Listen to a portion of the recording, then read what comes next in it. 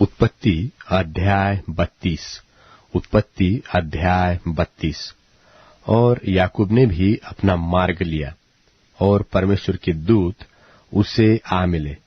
उनको देखते ही याकूब ने कहा, यह तो परमेश्वर का दल है। सो उसने उस स्थान का नाम महनैम रखा। तब याकूब ने सेईर देश में अर्थात एदोम देश में अपने भाई एसाव के पास अपने आगे दूत भेज दिए, और उसने उन्हें यह आज्ञा दी कि मेरे प्रभु एसाव से यो कहना कि तेरा दास याकूब तुझसे यो कहता है कि मैं लाबान के यहाँ परदेशी होकर अब तक रहा, और मेरे पास गाय बैल, गड्ढे, भेड़ बकरियां और दास दासियां है। सो मैंने अपने प्रभु के पास इसलिए संदेश भेजा है कि तेरी अनुग्रह की दृष्टि मुझ पर हो।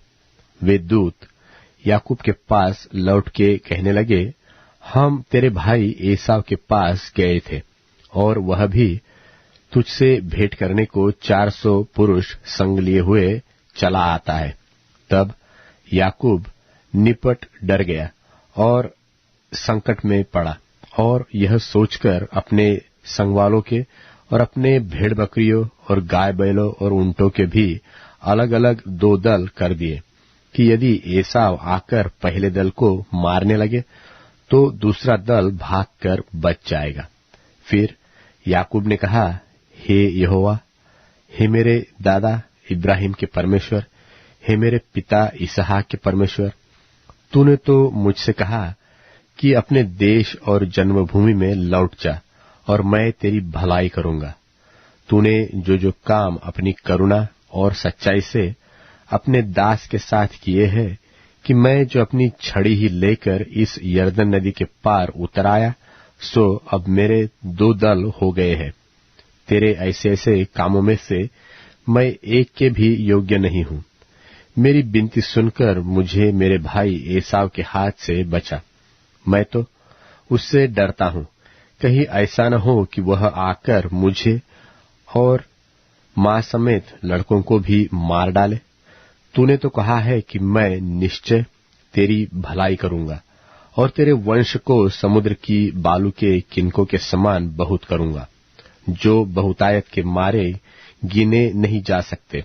और उसने उस दिन की रात वही बिताई, और जो कुछ उसके पास था उसमें से अपने भाई एसाव की भेंट के लिए छांट छांट कर निकाला, अर्थात 200 बकरियां, 20 बकरे और 200 भेड़े और 20 मेंढे, और बच्चों समेत दूध देने वाली 30 ऊंटनियां और 40 गाय और 10 बैल और 20 गधिया और उनके 10 बच्चे। इनको उसने झुंड झुंड करके अपने दासों को सौंपकर उनसे कहा, मेरे आगे बढ़ जाओ और झुंडों के बीच बीच में अंतर रखो।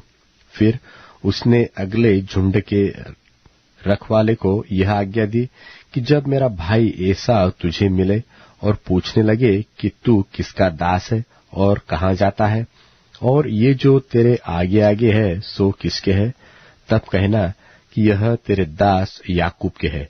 हे मेरे प्रभु एसाव, ये भेंट के लिए तेरे पास भेजे गए हैं, और वह आप भी हमारे पीछे पीछे आ रहा है। और उसने दूसरे और तीसरे रखवालों को भी, वरन उन सबों को जो झुंडों के पीछे पीछे थे, ऐसी ही आज्ञा दी कि जब एसाव तुमको मिले तब इसी प्रकार उनसे कहना, और यह भी कहना कि तेरा दास याकूब हमारे पीछे पीछे आ रहा है, क्योंकि उसने यह सोचा कि यह भेंट जो मेरे आगे आगे जाती है, इसके द्वारा मैं उसको शांत करूं और उसके क्रोध को शांत करके तब उसका दर्शन करूं। हो सकता है कि वह मुझसे प्रसन्न हो जाए। सो वह भेंट याकूब से पहले पार उतर गई, और वह आप उस रात को छावनी में रहा। उसी रात को वह उठा और अपनी दोनों स्त्रियों और दोनों लौंडियों और 11 लड़कों को संग लेकर घाट से यब्बोक नदी के पार उतर गया, और उसने उन्हें उस नदी के पार उतार दिया, वरन अपना सब कुछ पार उतार दिया।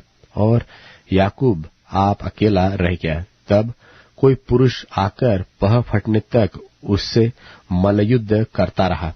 जब उसने देखा कि मैं याकूब पर प्रबल नहीं होता, तब उसकी जांघ की नस को छुआ।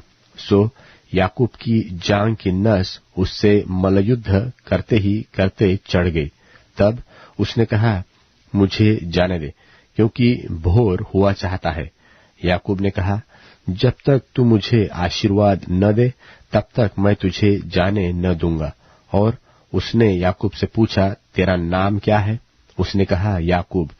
उसने कहा, तेरा नाम अब याकूब नहीं परंतु इस्राएल होगा, क्योंकि तू परमेश्वर से और मनुष्यों से भी युद्ध करके प्रबल हुआ है। याकूब ने कहा, मैं विनती करता हूं, मुझे अपना नाम बता। उसने कहा, तू मेरा नाम क्यों पूछता है? तब उसने उसको वही आशीर्वाद दिया। तब याकूब ने यह कहकर उस स्थान का नाम पनीएल रखा कि परमेश्वर को आमने सामने देखने पर भी मेरा प्राण बच गया है। पनूएल के पास से चलते चलते सूर्य उदय हो गया और वह जांघ से लंगड़ाता था।